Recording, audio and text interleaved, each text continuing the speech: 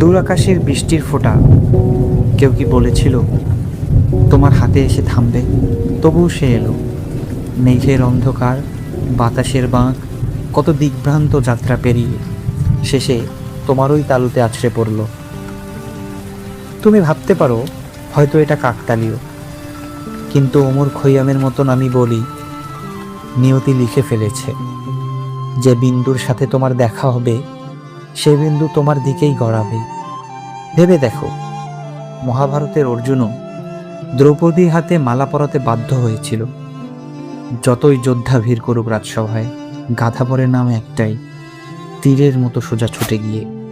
তাছাড়া নেপোলিয়নও ভাবেনি রাশিয়ার শুভ্র বরফ তার স্বপ্ন ভেঙে দেবে। কিন্তু ইতিহাস জানে মস্কোর সেই তুষারপাতের মধ্যে পরাজয়ই ছিল লেখা তার জন্মের আগে থেকেই। যেমন ধরো, কলম্বাস খুঁজতে দিয়েছিল ভারত, সে পেল আমেরিকা, কিন্তু এটাই তো লেখা ছিল, কারণ তার হাতে তুলে দেওয়া হয়েছিল আমেরিকার মানচিত্রই ভাগ্যের ইচ্ছে মতো। প্রেম বা যুদ্ধও তাই।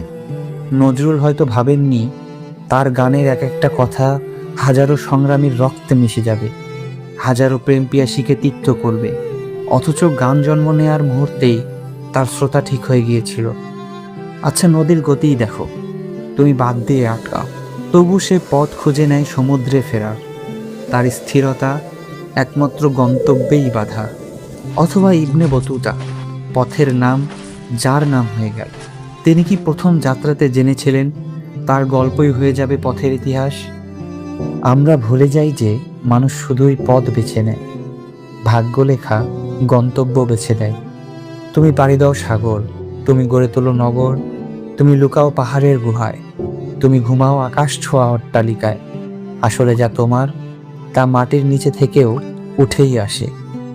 তাই বৃষ্টির ফোঁটাগুলি যদি হাজার মাইল ভেসে এসেও তোমার হাতে পড়ে, তবে তুমি বিশ্বাস করো, তোমার রুটি, তোমার জয়, তোমার প্রেম, তোমার পরাজয়, তোমার জন্ম, তোমার মৃত্যু, সব কিছুই আসবে।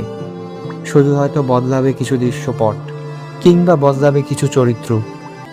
আসলে আমরা কেবল যাত্রী, ভাগ্যই আসল পথ প্রদর্শক। তুমি নোঙর ফেলো, সে টেনে নেয়। তুমি পাল তোলো, সে বাতাস দেয়। তুমি অস্বীকার করো, তবুও দিয়ে যায়। তাই বলি, তুমি পথ বেছে নাও, সামনে এগিয়ে যাও।